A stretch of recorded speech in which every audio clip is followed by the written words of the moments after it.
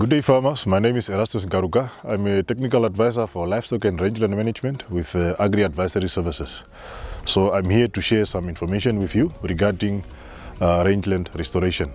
So there are different aspects that you need to consider, or factors that you need to consider when restoring your rangeland.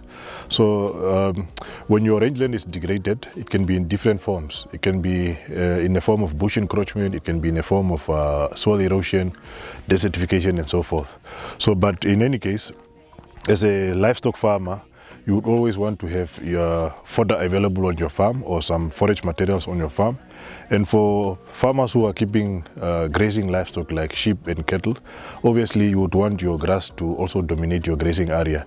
And otherwise, if you overgraze your grazing area, then obviously you are limiting your grass competitive ability to even perform.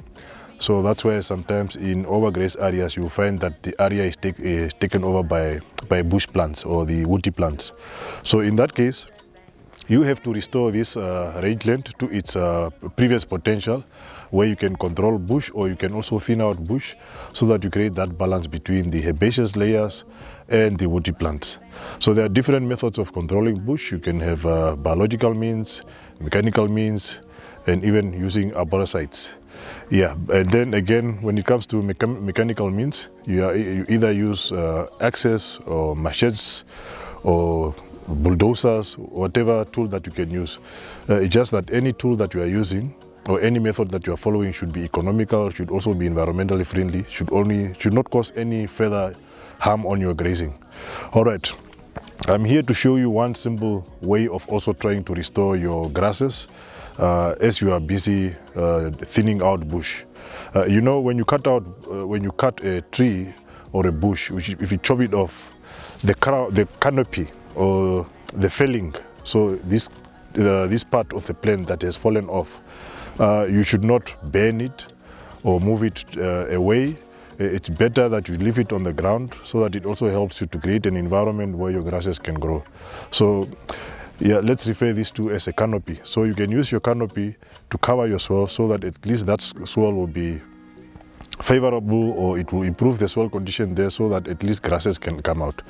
Apart from and you remember, in the soil there's a seed bank where you find seeds of different grasses. Can be native grasses that have been there for some time, but they have been dormant or not germinating because of the environment was not favorable. But after thinning out your bush and you chop off a tree and the canopy is left on the ground surface, then you are creating a microclimate that will be favorable for those seeds to come out. If you wish to have the native grasses to come out, yes, it's fine, you can do so. But if you also want to introduce other grass seeds, like the best grasses that you can think of, like blue buffalo or the wool grass like the Antephora pubescens or the Cenchrus ciliaris, you can also introduce the seeds under those canopies. All right, so what does this canopy do on that soil? It acts as a trap. So as the wind is blowing, as the water is flowing, so whatever is carried with wind or whatever is carried with water, like seeds, sand, organic matter, all those materials are trapped in one spot. So meaning you are improving that soil again. And again, the canopy will help that area to retain some moisture and also providing shade, which can be a favorable environment for grasses to come out. All right, so please, when you are thinning out bush, if you chop off a tree, don't burn the canopies or these branches. Leave them on the ground, let them help you to recover your grasses. Or you can introduce the grasses by reseeding, where you can also throw them under these canopies, so that at least you are replanting them there, and once they grow, they can also spread the seeds further themselves.